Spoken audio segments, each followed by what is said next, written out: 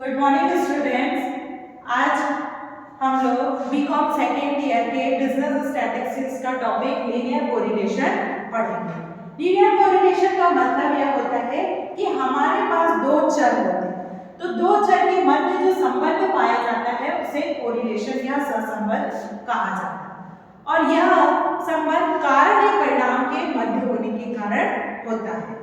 अब इसमें जो सहसंबंध होते हैं वो कई कारण से होते हैं, जिसमें पहला होता है पॉजिटिव और नेगेटिव कोरिलेशन, अर्थात उसमें जब दोनों पदों के बीच में जो कोरिलेशन होता है वो पॉजिटिव भी हो सकता है और नेगेटिव हो सकता है। तो पॉजिटिव और नेगेटिव कोरिलेशन का मतलब होता है कि दोनों पदों के बीच में जो परिवर्तन हो रहा है, जो संबंध हो रहा है, वह एक ही दिशा में होता है। दूसरा होता है लीनियर एंड कर्वीलिनियर कोरिलेशन, रेखीय और अरेखीय सहसंबंध। इसमें जो दोनों पदों के मध्य परिवर्तन का अनुपात होता है वो समान रूप से होता है। तीसरा है हमारा simple, multiple and partial correlation. दो चरों के मध्य जो संबंध पाया जाता है वो होता है सरल या सिंपल कोरिलेशन।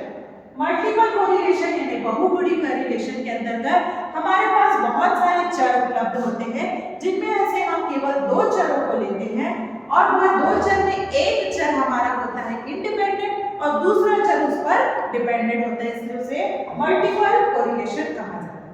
तीसरा है हमारा पार्शियल कोरिलेशन। इसके अंतर्गत भी हमारे पास बहुत सारे चर होते हैं, जिसमें से समस्त चरों का पर हमने क्या करते हैं प्रभाव स्थिर रखकर किसी दो चर को लेकर उसके अंतर्गत संबंध को जाना जाता है। अब यह सहसंबंध के हमें प्रकार पता चल गए कि इसमें पॉजिटिव, नेगेटिव, लीनियर, कर्वीलिनियर और simple, multiple and partial correlation. अब यह कोरिलेशन ज्ञात करने के हमारे पास बहुत सारी विधियां होती है, पर यहाँ पर हम सिर्फ कार्ल पियर्सन मेथड को पढ़ रहे हैं, क्योंकि गणितीय विधि से इसके द्वारा सहसंबंध अर्थात कोरिलेशन निकालना सबसे बेस्ट तरीका होता है। तो इसमें कार्ल पियर्सन मेथड के अंतर्गत तीन प्रकार से हम कोरिलेशन को फाइंड आउट कर सकते हैं। पहला है सिंपल मेथड। तो सिंपल मेथड का फॉर्मूला, यहाँ पे कोरिलेशन का सांख्यिकी सिंबल होता है r, जिसका फॉर्मूला होता है r summation dx upon dy upon n whole root summation dx square upon n into summation dy square upon n, जिसे शॉर्ट करके हम लिख सकते हैं summation dx root dx square into dy square. ठीक है। दूसरा फॉर्मूला है हमारा अल्टरनेटिव मेथड। अल्टरनेटिव मेथड के अंतर्गत हमारा r summation dx into dy upon n standard deviation x into standard deviation y। Standard deviation x को हम कैसे निकाल सकते हैं, whole root summation dx square upon n और समेशन स्टैंडर्ड डेविएशन y का फॉर्मूला होता है whole square summation dy square upon n। ये होता है हमारा अल्टरनेटिव मेथड के द्वारा कोरिलेशन को फाइंड आउट करना। तीसरा मेथड है हमारा शॉर्टकट मेथड। शॉर्टकट मेथड के द्वारा कोरिलेशन निकालना सबसे बेस्ट तरीका होता है। इसका फॉर्मूला होता है r summation dx into dy minus summation dx into summation dy upon n whole upon n whole root summation dx square minus summation dx square का whole square upon n into summation dy square minus whole summation dy square upon n। इस तरीके से Karl Pearson के method से हम तीन प्रकार से कोरिलेशन को ज्ञात कर सकते हैं। आइए हम देखते हैं अब एक क्वेश्चन कोरिलेशन फाइंड करने के लिए। यहाँ पर हमारे पास दो पद हैं x और y। x के वैल्यूज हैं 80, 78, 75, 75, 68, 67, 60 और 59। इसी तरीके से y की वैल्यूज कितनी है 12, 13, 14, 14, 14, 16, 15, 17। इस प्रकार हमारे पास 9 पद अर्थात 9 आइटम्स अवेलेबल है। 9 अवेलेबल है। अब यहाँ पर हमको क्या होता है कि कभी भी कोरिलेशन निकालने के लिए हमें सबसे पहले क्या होना होता है, फॉर्मूले को जानना होता है, क्योंकि फॉर्मूले से हमें पता होता है कि हमें क्या क्या चीजें फाइंड आउट करनी होती है। तो यहाँ पर हमने देखा शॉर्टकट मेथड के थ्रू हमें ये सारी चीजें होगी, तभी हम कोरिलेशन फाइंड आउट करें। तो सबसे पहले हम लोग निकालते हैं dx। तो dx में क्या हो गया, x माइनस a का अर्थ होता है एज्यूमिंग वैल्यू। x के जितने पद अवेलेबल होते हैं उसमें से किसी एक पद को एज्यूम मानना क्या कहलाता है, a, और उसको समस्त पदों से माइनस करके हम dx की वैल्यू को फाइंड आउट करते हैं। तो हमने 8 पद में से 75 बीच की वैल्यू को हमने क्या माना है, आपका एज्यूमिंग वैल्यू माना है। तो 75 में 80 को माइनस किए तो हमारे पास आया पॉजिटिव 5, फिर आया हमारा 3, 0, 0, -7, -8, -50, -16। इसी तरीके से हम dy वैल्यू निकालते हैं तो y माइनस a है, तो a को हमने a इसमें यहाँ पर एज्यूमिंग वैल्यू क्या मानी है, 14 मानी है। पॉज करो। तो यहाँ पर हमारा क्या हो गया है, 14 है।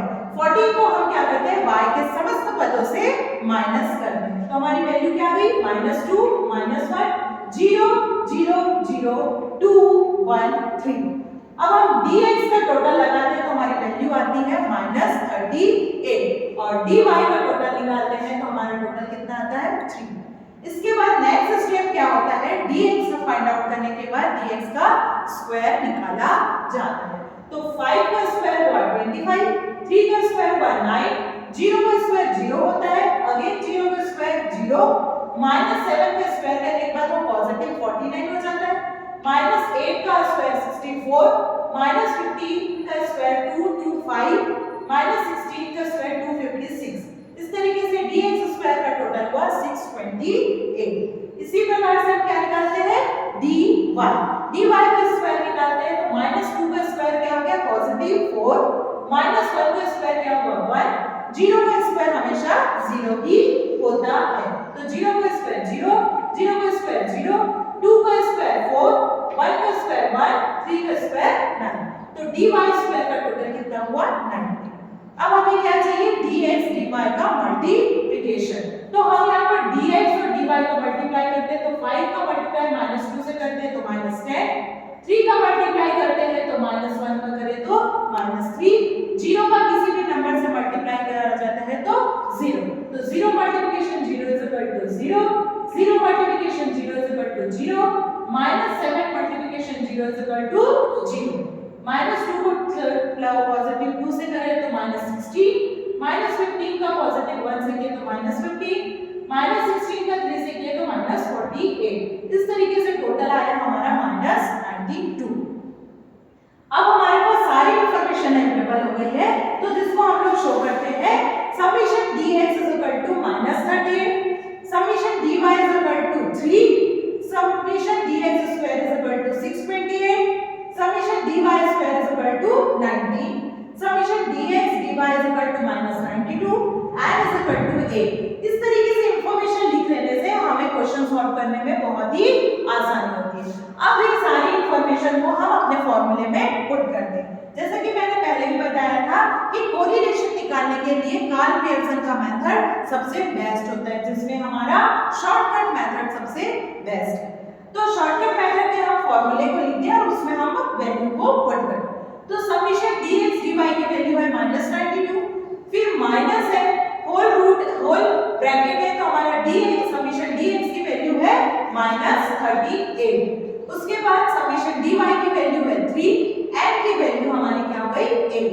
अब होल अपॉन फिर होल रूट लगाते हैं तो समीशन dx स्क्वायर की वैल्यू 628 माइनस समीशन dx की वैल्यू है -32, उसका होल स्क्वायर किया जाएगा, n की वैल्यू हमारी 8, मल्टीप्लिकेशन समीशन dy स्क्वायर की वैल्यू कितनी हो गई 90 माइनस समीशन dy का होल स्क्वायर, तो 3 का स्क्वायर इज डिवाइडेड बाय 8।